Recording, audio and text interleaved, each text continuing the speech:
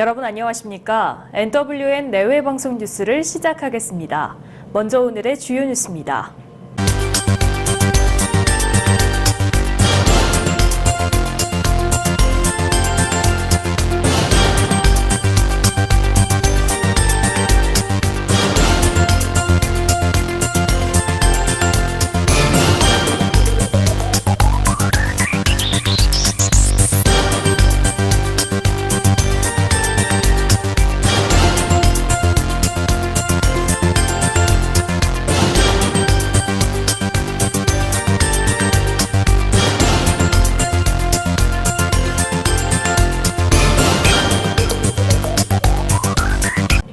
문재인 정부 2기 내각 후보자 중 조동호 과학기술정보통신부 장관 후보자와 최종호 국토교통부 장관 후보자가 낙마했습니다. 조동호 과기부 장관 후보자는 아들 군복무와 인턴 채용 특혜, 유학생인 아들을 보러 미국에 외유성 출장을 갔다는 의혹도 제기됐습니다. 여기다 가짜 학술단체가 연 해외학회에 다녀온 사실이 청문회 이후 추가로 밝혀진 게 결정타였습니다. 최종호 국토교통부 장관 후보자는 부동산 투기 의혹이 발목을 잡았습니다. 경기도 분당과 서울 강남, 세종시의 3주택으로 시세 차익을 얻는 데다 지명 직전 아파트 한 채를 딸 부부에게 편법 증여했다는 의혹에 자진 사퇴했습니다. 윤도한 청와대 국민소통수석은 국민의 눈높이를 맞추는 데 미흡했습니다. 송구스럽게 생각합니다. 청와대는 한층 높아진 국민의 기준과 기대에 부합하도록 더욱 노력하겠습니다라고 청와대의 입장을 밝혔습니다. 자유한국당 황교안 대표가 지난 토요일 프로축구팀 경남FC의 홈경기장에서 선거운동을 했는데요. 경기장 안에서는 정치 행위가 금지돼 있어 경남FC 측이 징계를 받을 처지가 됐습니다. 프로축구 연맹 지침에 따르면 티켓을 사서 경기장 입장은 가능하지만 경기장 안에서는 정당이나 후보의 이름, 기호가 노출된 의상을 착용하는 것은 금기사항입니다. 황 대표 측은 규정을 모르고 유세를 하던 중 뒤늦게 설명을 들었다고 해명했고 앞으로 법을 잘 지키겠다고 말했습니다.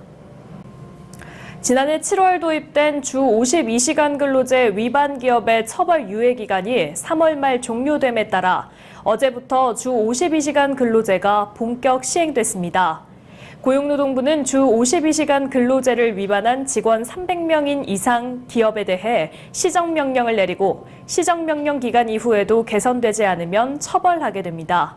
다만 탄력근로제를 도입할 예정인 기업은 탄력근로제 확대 관련법 시행 전까지 계속해서 처벌 유예를 받을 수 있습니다. 오는 7월부터 국민연금 가입자가 내는 보험료가 오릅니다.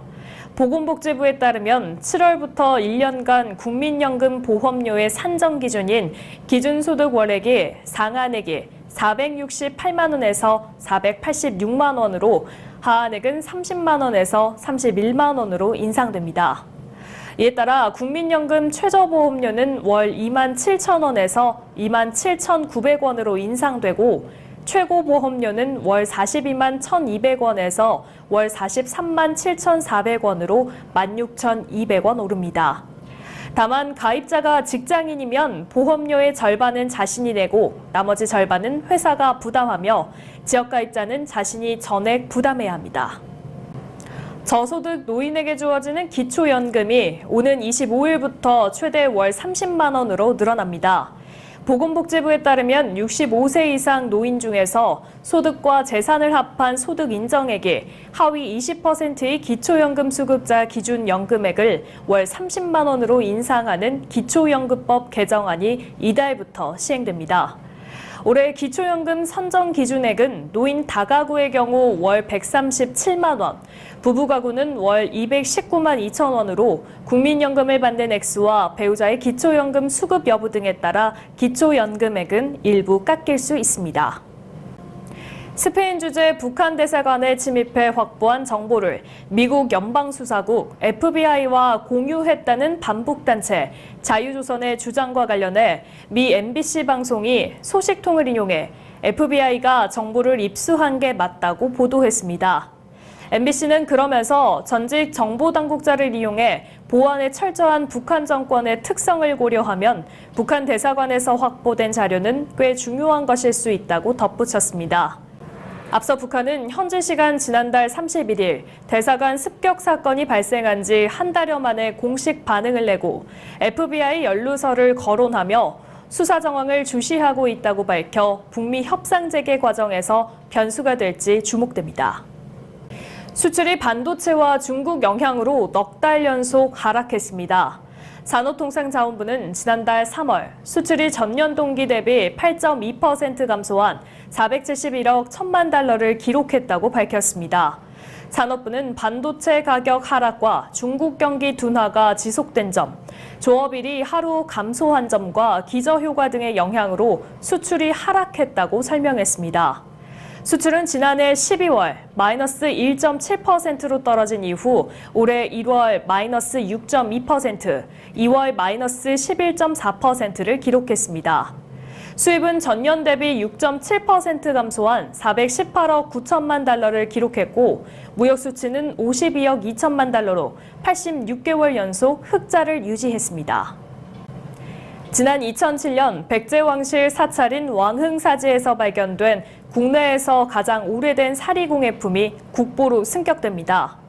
문화재청은 백제왕실의 공예품으로 역사적, 예술적 가치와 희소성이 있는 보물 제1767호 부여왕흥사지 사리기를 국보로 지정 예고했다고 밝혔습니다. 왕흥사지 사리기는 금제사리병과 은제사리호, 청동제사리 합 3결합으로 이루어져 있는데 사리 앞 겉면에 정윤현 2월, 15일 백제, 왕창위망 자위찰본사, 리이매장시, 신화 위삼이라는 명문이 새겨져 있습니다. 명문은 백제왕 창이 죽은 왕자를 위해 절을 세우는데 이매였던 사리가 장례 지낼 때 신의 조화로 삼매가 됐다는 뜻으로 사리기가 위덕왕이 죽은 왕자의 명복을 빌고자 발원한 왕실 공예품임을 확인됩니다. 메이저리그 피츠버그의 강정호 선수가 올 시즌 첫 2루타를 기록했습니다. 강정호는 신시내티와 원정 경기에서 6번 타자 3루수로 선발 출전해 5대 0으로 앞선 9회 초 자레드 휴스를 상대로 좌익선상 2루타를 쳐 4타수 1안타 1볼넷을 기록했습니다.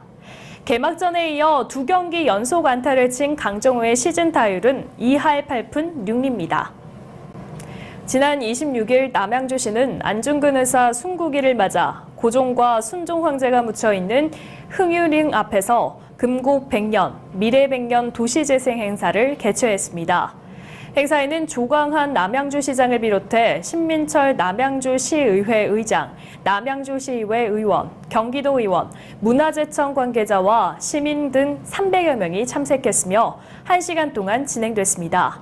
조광한 시장은 119년 전 오늘은 안중근 의사께서 이토 히로부미를 처단하고 여순 감옥에 수감 중 순국하신 의미 있는 날이라고 밝히면서 역사를 잊은 민족에게는 미래가 없다며 금곡 100년, 미래 100년 도시재생은 이곳에 역사문화공원을 조성하는 것으로 대한민국 도시재생의 롤모델이 되도록 하겠다고 말했습니다.